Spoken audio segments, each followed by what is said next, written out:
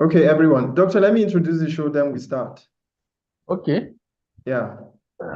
Good day, everyone, and welcome to yet another interesting edition of the show Political Clinic. My name is Pius Kadon, and as usual on the show Political Clinic, we tend to talk about issues bordering on our political lives here in Nigeria. And on today's edition of the program, we're going to be joined live by former presidential aspirant of the APC in the 2019 general election. And then we have to, talk to him because of the gale of defection, currently rocking the People's Democratic Party and of course other political parties. Recently, we seem to have, been seeing some, top-notch politicians making a beeline actually to the APC. So, Doctor, as a way of putting things into perspective, what do you think about the recent, flooding of political heavyweight, so to speak, to the ruling All Progressive Congress? What does that really portend? Thank you very much, Pius. Good morning to our viewers and our listeners all around the world. And as introduced, my name is Dr. Abubakar Ali, and I'm happy to be here once more. Um, I think the gale of defections currently going on, particularly to the ruling All Progressives Congress, is a pointer to what a lot of people, including myself, believe for quite a while now that the Sorry, doctor, I didn't get that part. You said it is what? Sorry. yeah, it is a pointer to the Okay, fact okay. that a lot of people, including myself, to what a lot of people, including myself, believe for many years now, which is the fact that the country is teetering towards a one-party state. There is actually, a push to, um, you know, uh, get the country enveloped in a one-party state to achieve a particular, motive. And yes, apart from the fact, it also shows the kind of desperation, the hyper desperation on the part of our politicians.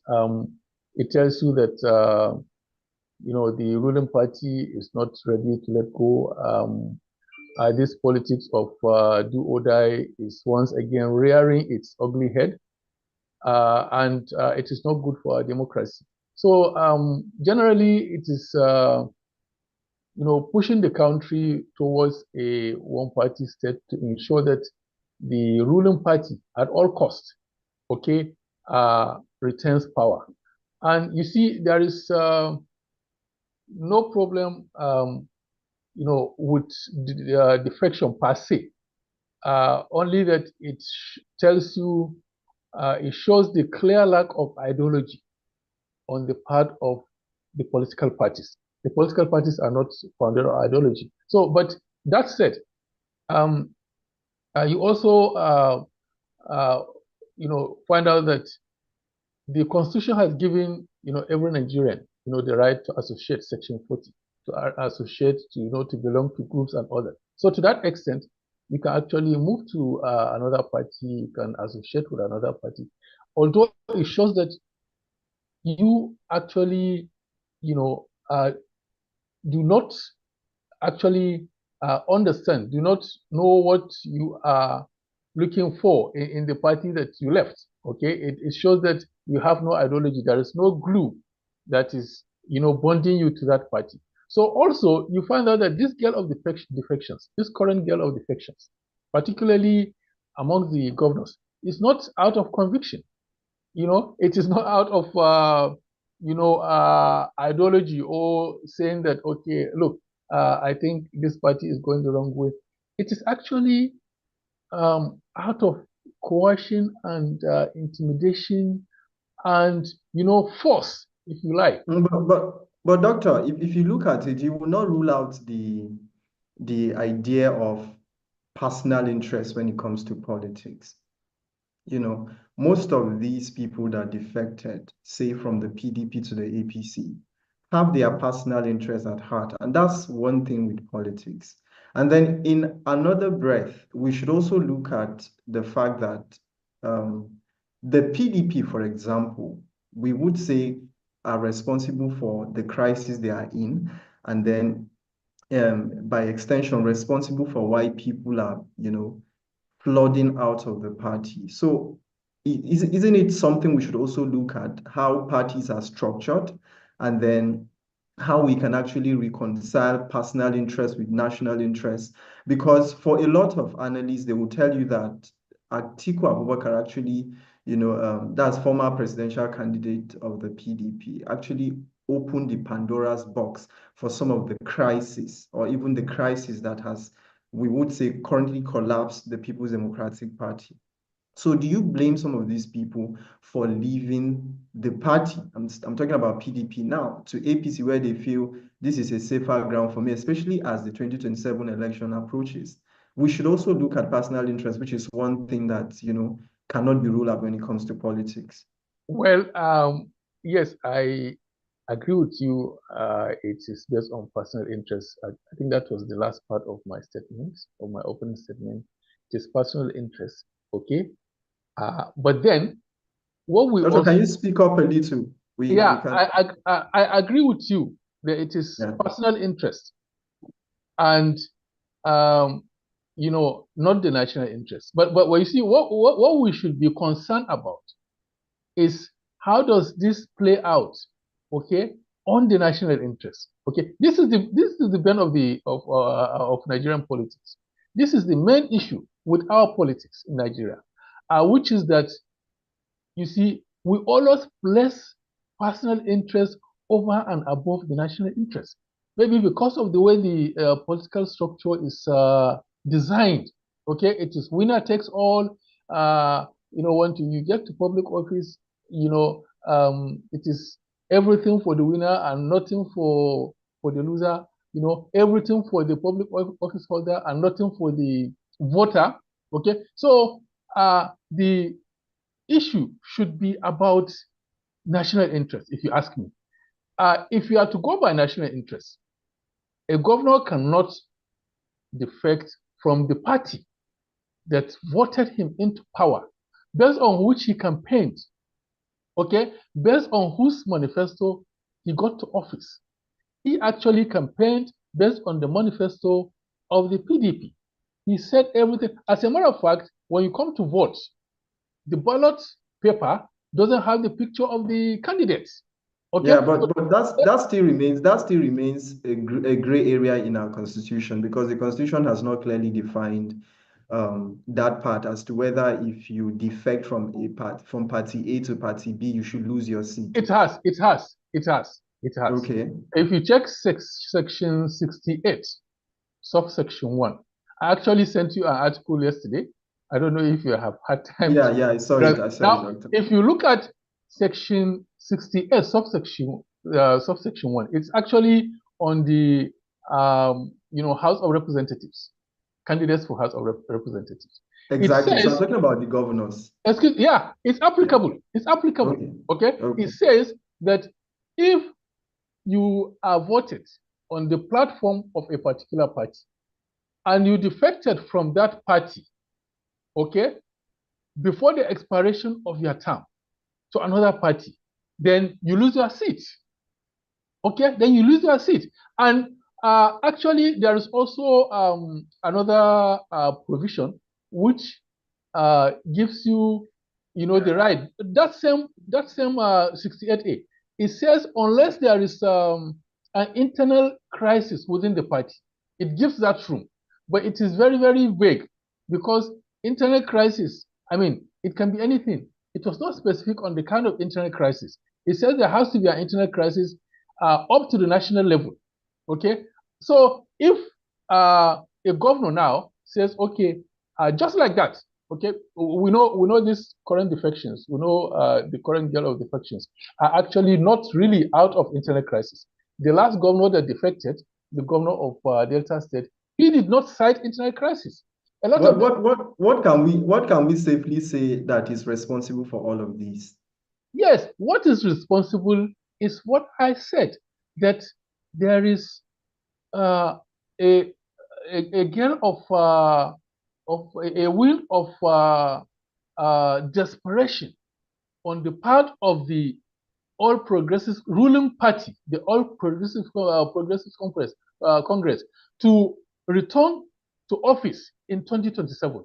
The um, the plan is that for the APC knows the the arithmetic is tilted against it. It faces a huge task. So what they are doing now is to give state governors deals, money, okay, coercion, intimidation, EFCC, to force them, okay, to come to the party, so that they will um, uh, help them, support them in winning the presidential election in their respective states. But I tell you one thing: if you look at the results of the 2023 election, you actually find out it is not sacrosanct that when you have a sitting governor, you lose, you will win the presidential election in that state. We have about 11 states that were lost by the APC in 2011, in 2023, last election, despite the fact that they have sitting governors. 11 states they lost.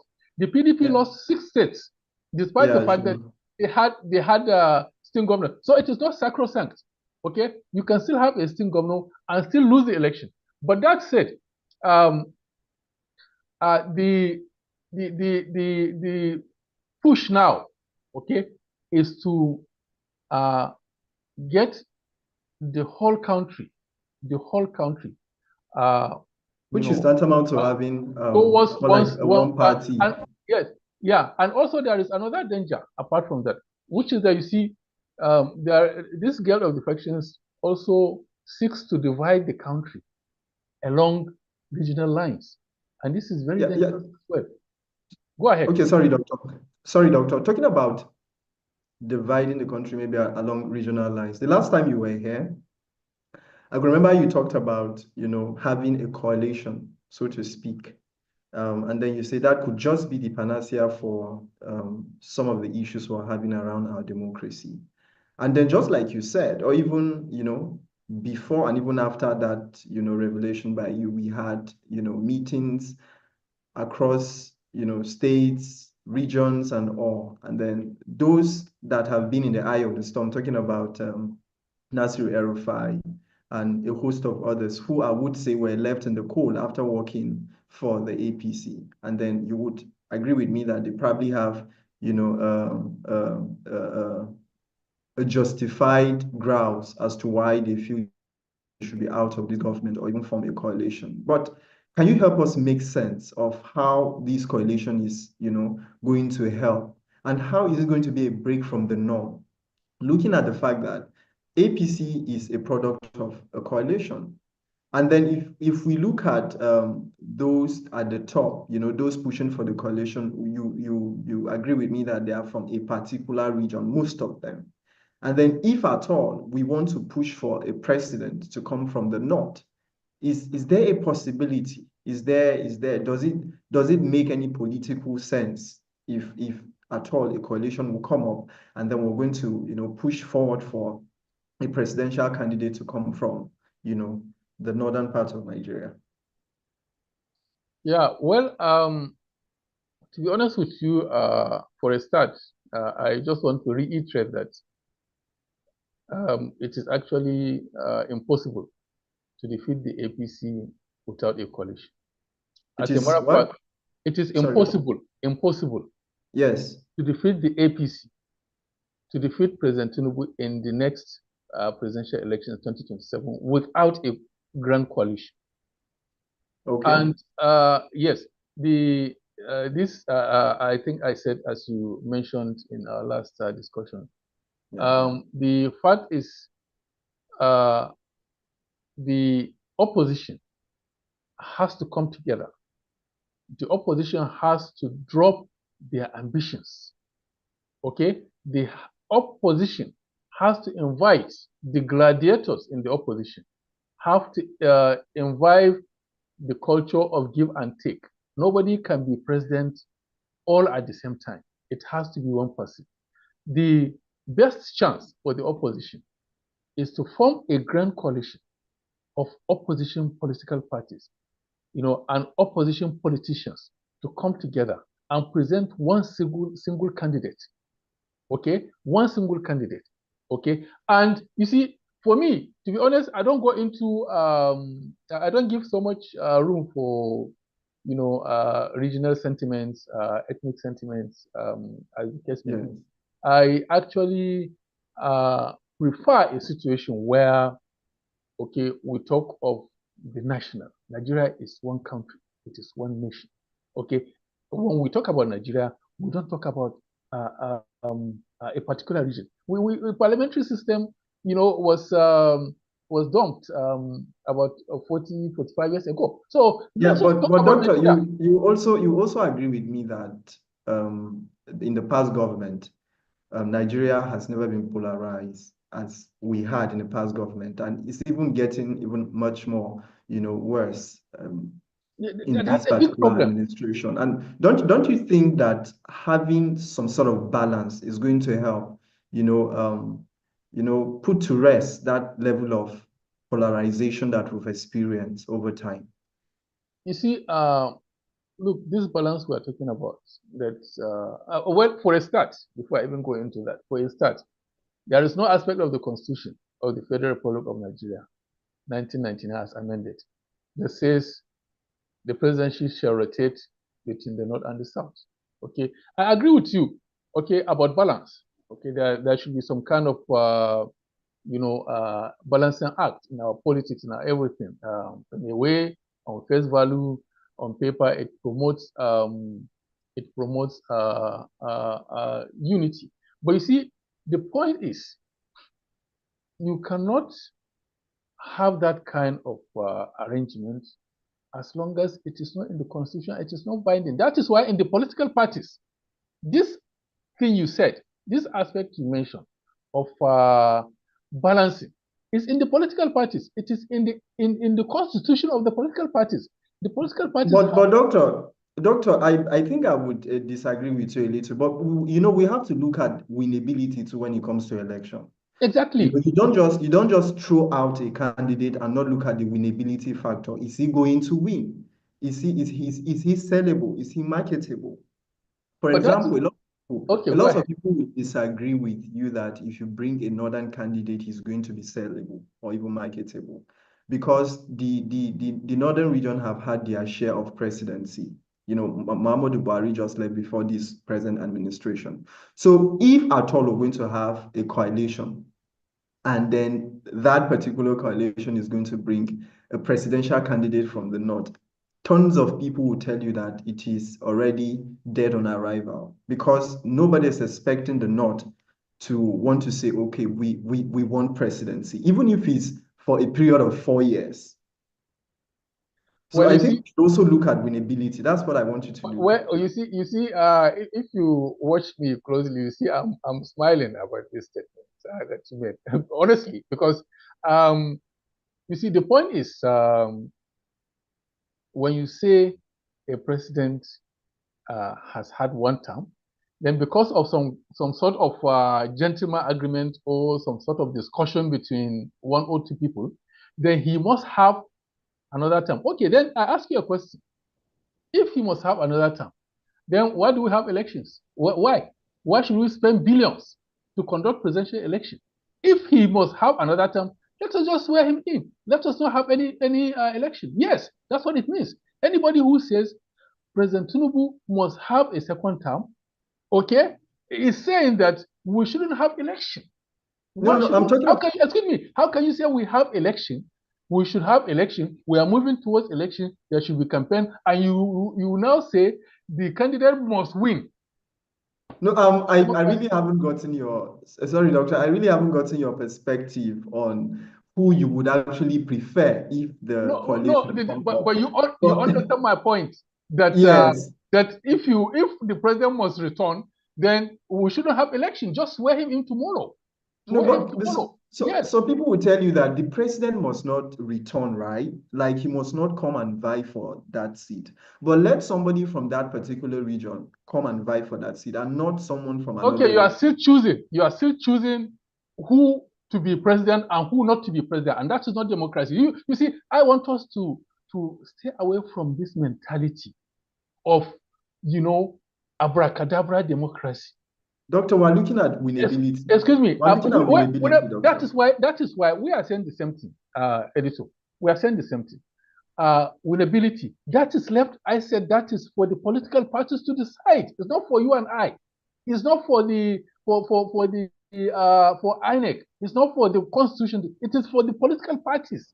Get a candidate from anywhere that you think can win the election for you, the political parties. That is why they do zoning in political parties. Zoning is not in the constitution of the Federal Republic of Nigeria, but it is in the political parties. They will say, okay, in Sokoto State, senatorial zone C, this term is going to be for the northern part of the senatorial zone.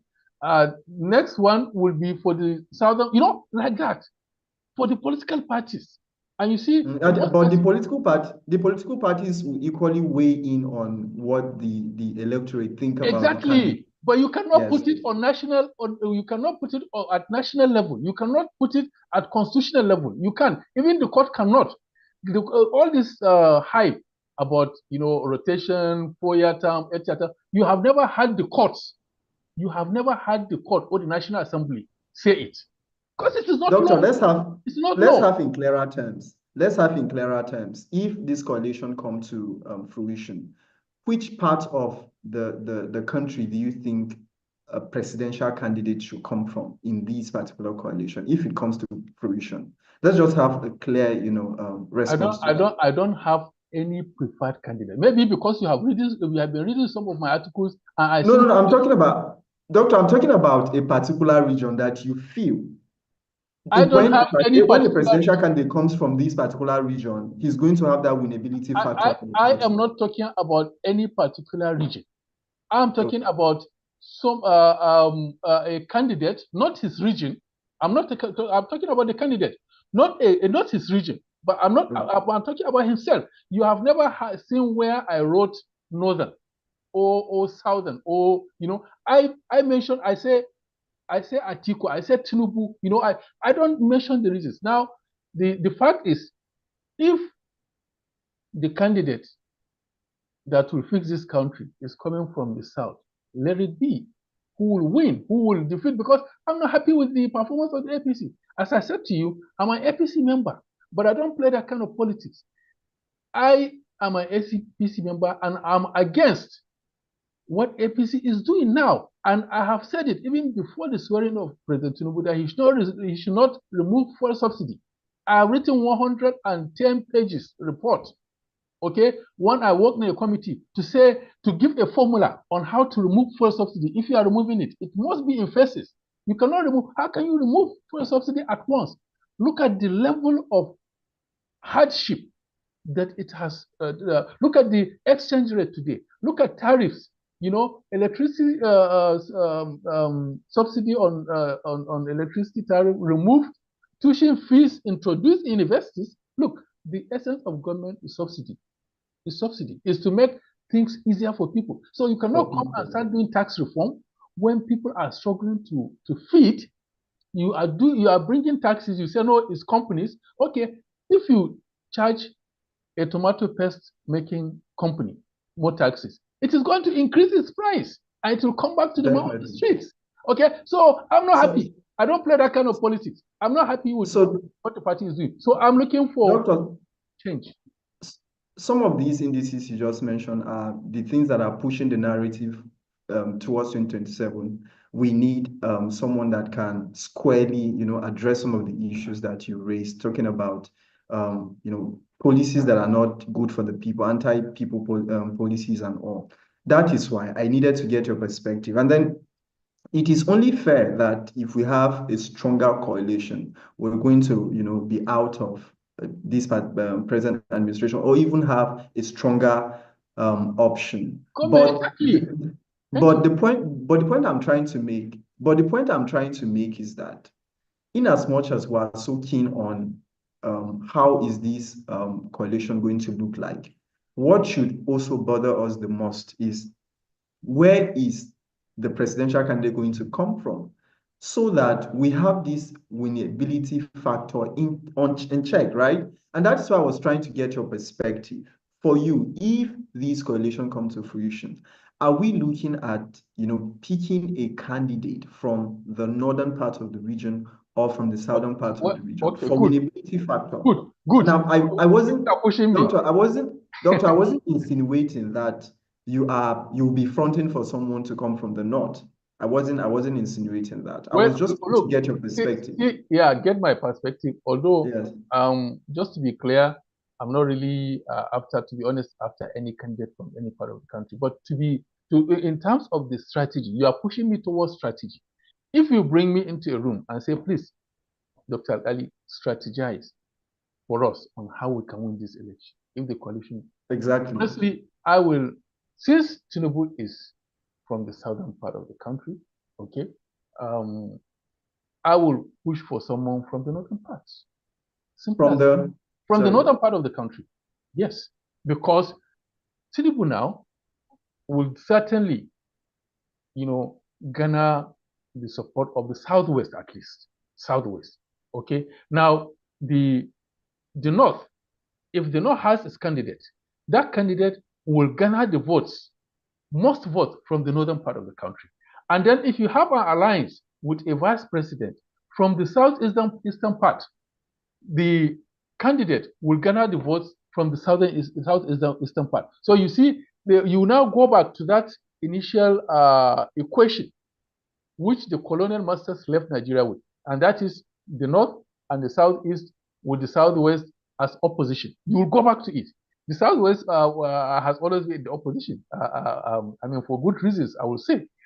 It is Tinubu that single-handedly brought the southwest into national politics to achieve his aim of becoming the president. So this is my formula.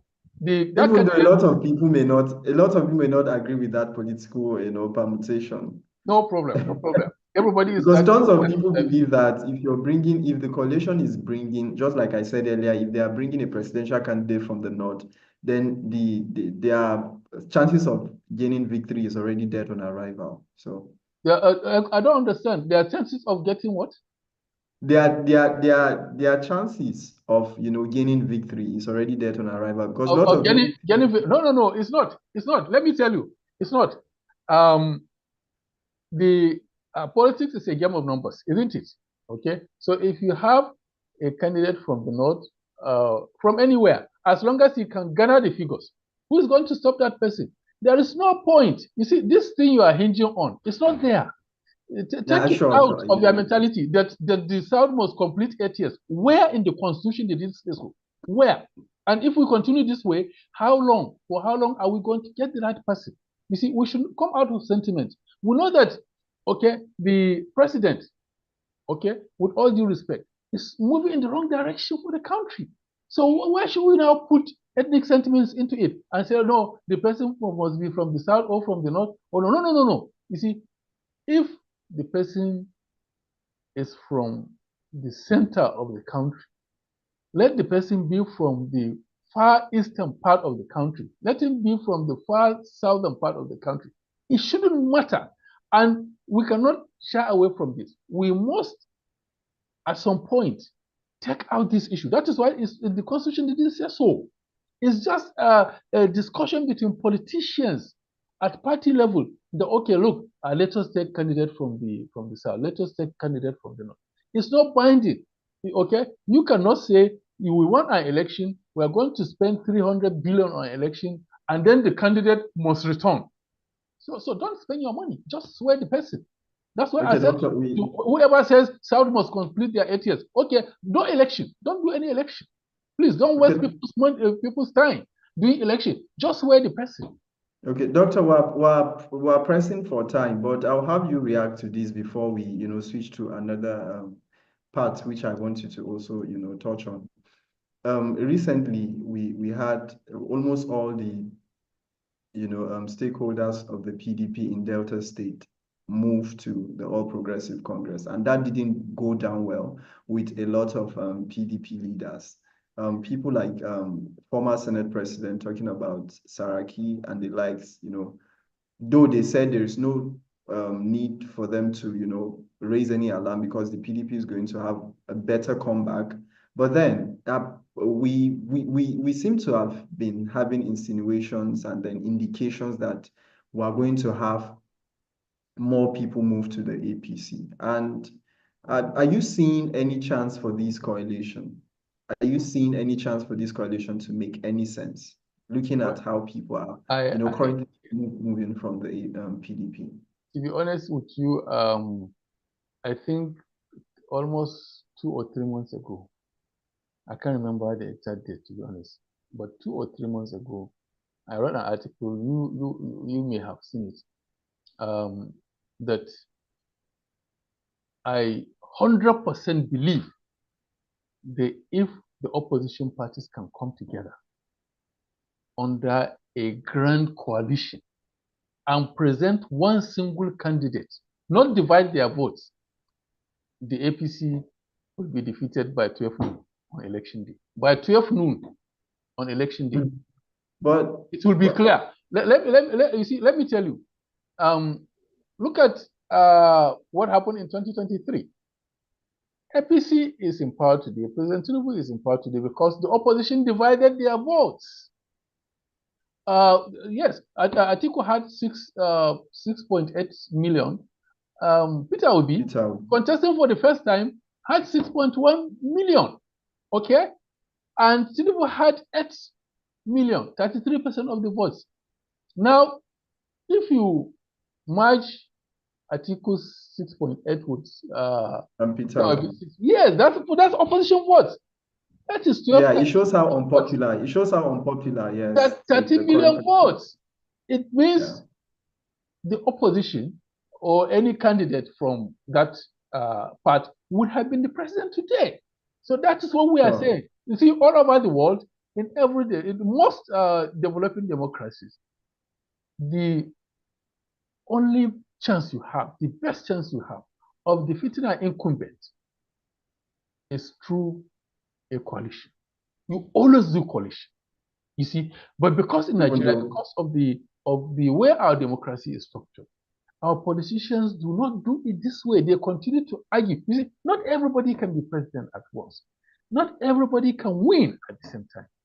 So the what to do is have that, unity. Come together and pick one person. It has to be just one person anyway. So pick just one and say, okay, look, this one contest for us. Next time, the other person will contest like that. Okay, Doctor, that's a better way to. You cannot eat your cake and have it. You cannot eat your cake and have it. Let the opposition parties come together. They can defeat the APC because the average man on the street, and that is the purpose of government, if you ask me, the average man of the street. Okay? Yes, it's not happy. Let's happy. Doctor, I think that's a better way to put it. We just hope that we're going to have much like a stronger opposition in time to come. Just like Saraki, former president, said, 24 hours is even a long time when it comes to politics. So I think we still have much more time to look at these issues and see how the trajectory they are going to take. But there is something I want you to also touch on, and then that is the state of insecurity in the North Central region. Last week, the governor of Benue State came out, to express concern over the insecurity situation in the state and how non-state actors are invading villages and then making life so miserable for locals and communities there. So, and this we're having the same issue in Plateau State as well, where I believe you must have read in the news where tons of people lost their lives as a result of this is beyond communal clash, as a result of some sort of senseless killings. What do you have to say about these? What do you have to say about insecurity, particularly in the North Central? And then what do you think is the way out? What should President Tinubu do in order to stem the tide? Yeah, this is very, very critical. And I tell you, there is no development that can take place without security. There won't be any nation standing without security.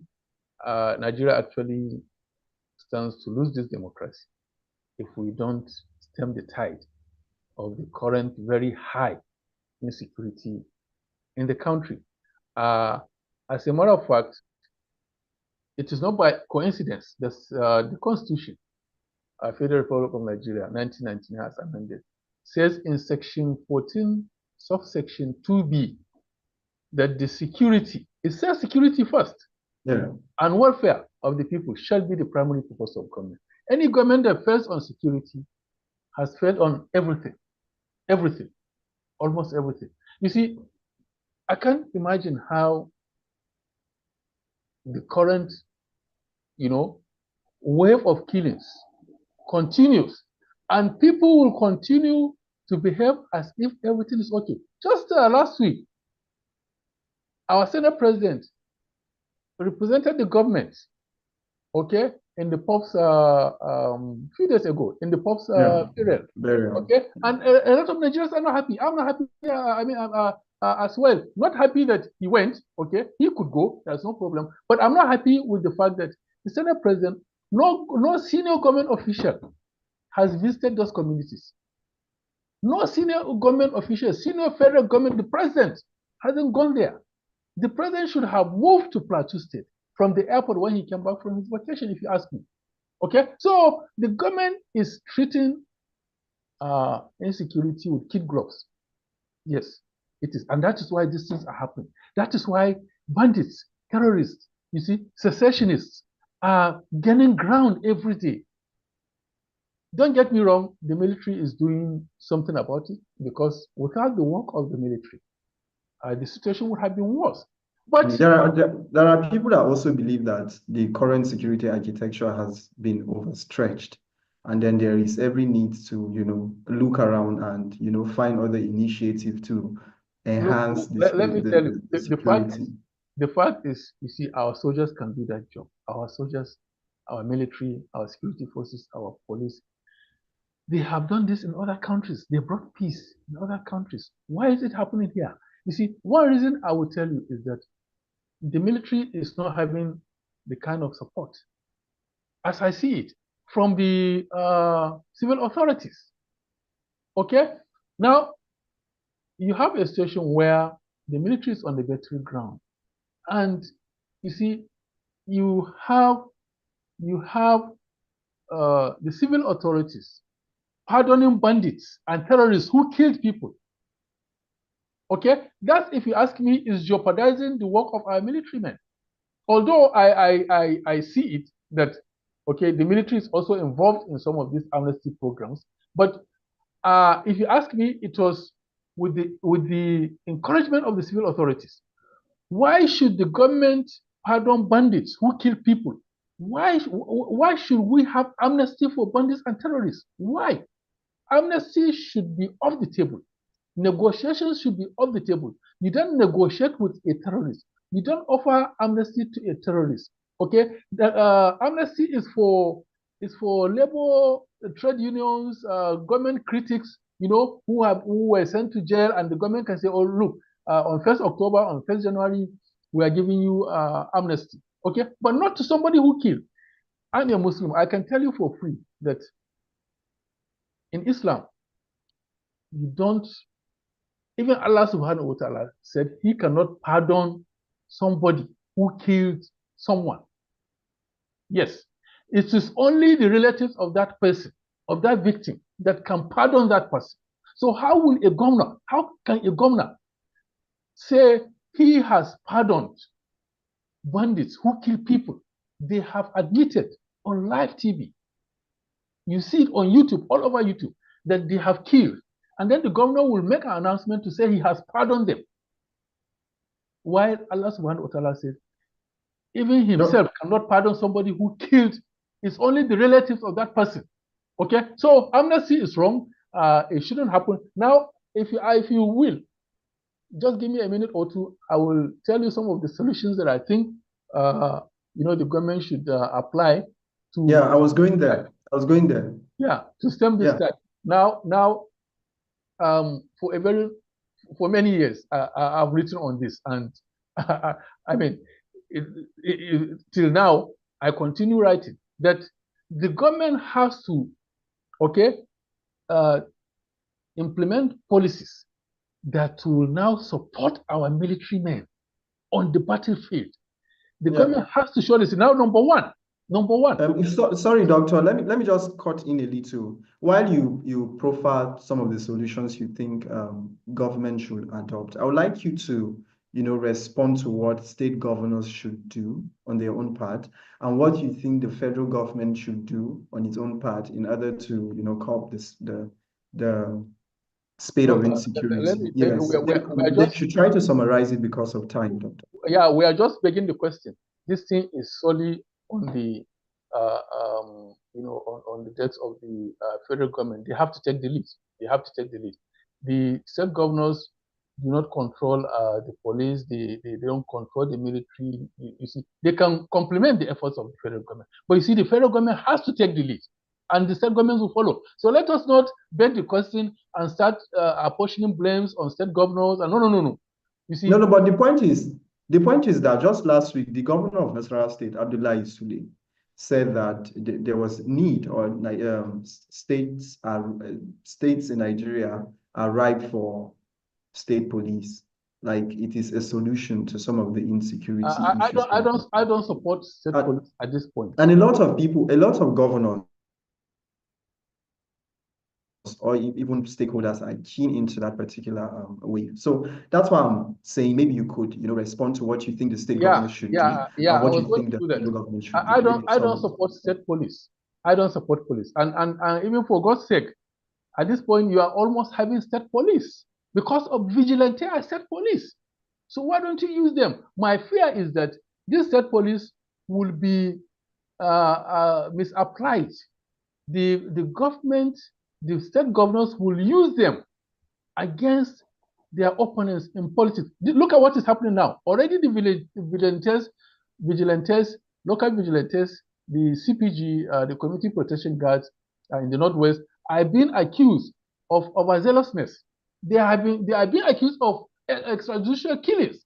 So what do you have? These are unregistered. What do you have if you now register them, if you make them official? No, let the vigilantes continue, but let them work under the guidance and tutelage monitoring of our police forces. So for now, Nigeria is not right for state police. That is my view. It's not right for state police. We will get there. But right now, let us continue with the vigilante. Let us monitor the vigilante. Let us, upgrade the capacity of the vigilante, and let us equip them, and then, plug the loopholes. At some point, we'll say, okay, look, now we can convert this vigilante to state police, but not now. Okay. So I interrupted your train of thought. Maybe in 3 seconds, you give us some of the solutions. The solution, number one, the government has to set up special courts to try bandits and terrorists. Special courts, just like we have special tribunals to try elections. Secondly, the government should enact special laws, including capital punishment for whoever kills. Okay, special laws. National Assembly should do that. Special laws for banditry, for terrorism, for secessionists, pipeline vandalization, and all that. Okay, so there has to be special laws. The third one is special judges. We should have select judges. Okay, select judges to apply these laws, to implement, to prosecute these victims of these terrorists. Okay, this alleged terrorists. Now the other thing is technology. You cannot fight this war without technology. ICT. I cannot imagine, editor, that a bandit will take a victim into the forest and be using the mobile phone to call his victims, even giving them the date and time. Now terrorists even send letters to communities to tell them this is the date and time we'll attack, and they will come. In a country like Nigeria, with all our resources, bandits taking us, literally holding the country hostage. Okay, so technology, drones, surveillance drones, satellites. Okay, this is so easy if the commitment is there. We are spending so much money on security, so much a very big budget. We should have satellites and drones that will capture these terrorists and take them out. Okay, technology and then justice reforms. And these vigilantes are really very key. They have to be equipped and supported and placed on monthly salary. Okay, doctor. Thank you so much for being part of the show. You're welcome. Thank you so much. It's always a delight to have you here. You're giving an in-depth analysis on how, the polity has been and, the way forward for us as a country. Thank you so much for being part of the show. You're welcome. Thank you so much. Anytime. And then we hope that when next we call on you, you won't be tired of us. No problem. No problem. Okay. For Nigeria, I'm always happy to. All right. Thank you for the resilience. Thank you for the resilience. Okay. All right, listener, this is how much we can go on today's edition of the show. My name is Pius Kadon, and I've been speaking with Dr. Ali Abubakar, who is a former presidential aspirant of the All Progressive Congress in the 2019 general election. Make sure to be part of the show next week for another interesting edition of the show. My name has been Pius Kadon. See you again. Bye.